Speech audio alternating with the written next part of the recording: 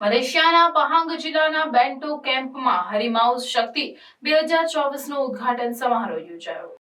હરિમાઉસ શક્તિ 2024ના ઉદ્ઘાટન સમારોહ જે ભારતીય સેનાની અને મલેશિયન સેનાની વચ્ચે સંયુક્ત સૈન્ય અભ્યાસ છે, આજે મલેશિયાના પહાંગ જિલ્લાના બેન્ટોંગ કેમ્પમાં યોજાયો. આ અભ્યાસ જે 2 ડિસેમ્બરથી 15 ડિસેમ્બર 2024 સુધી યોજાવાનો છે, બંને દેશો વચ્ચે રક્ષણ સંબંધોને મજબૂત કરવા અને પ્રાદેશિક સુરક્ષા સહકારને વધારવા માટે એક મહત્વપૂર્ણ પગલું છે.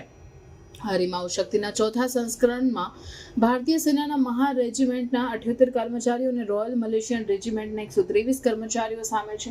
આ અભ્યાસનો ઉદ્દેશ બંને પક્ષોની સંયુક્ત સૈન્ય ક્ષમતા વધારવાનો છે, જેથી યુનાઇટેડ નેશન્સ મંડેટના ચેપ્ટર 7 હેઠળ જંગલના પ્રદેશમાં કાઉન્ટર ઇમરજન્સી ઓપરેશન હાથ ધરવામાં આવે.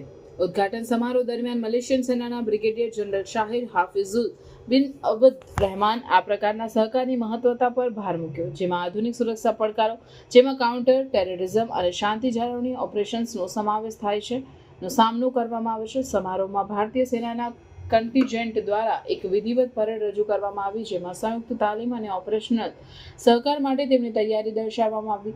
અભ્યાસ 2 તબક્કામાં યોજાઈ રહ્યો છે. પ્રથમ તબક્કામાં બંને સેનાઓ વચ્ચે ક્રોસ ટ્રેનિંગ પર ધ્યાન કેન્દ્રિત કરવામાં આવે છે, જેમાં જંગલના પ્રદેશમાં વ્યાખ્યાનો, પ્રદર્શન અને પ્રેક્ટિસ ડ્રિલ્સનો સમાવેશ થાય છે. બીજા તબક્કામાં એક નકલી અભ્યાસનો સમાવેશ થાય છે, જેમાં દળો વિવિધ ડ્રિલ્સ જેમ કે એન્ટી એમ્બ્યુસ, હાર્બરનું કબજો, રેકી પેટ્રોલ, એમ્બુસ અને આતંકવાદીઓ દ્વારા કબજે કરેલા વિસ્તારમાં હુમલો કરશે.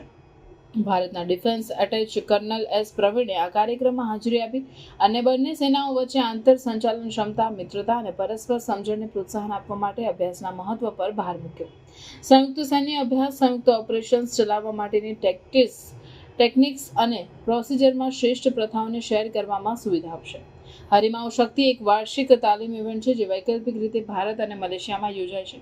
છેલ્લું સંસ્કરણ નવેમ્બર 2023માં ભારતના મેઘાલયના ઉમરોઈ કન્ટોનમેન્ટમાં યોજાયું હતું.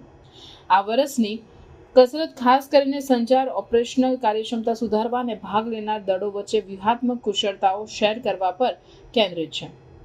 અભ્યાસ સ્થળે નેગેવ એલએમજી, મિની આરપીએ, અનકુલ્ડ HHTI, MTMSL અને MGL સહિતના અદ્યતન સાધનો અને હથિયારોના પ્રદર્શનથી બંને સેનાઓની અદ્યતન ક્ષમતાઓની પુષ્ટિ થાય છે.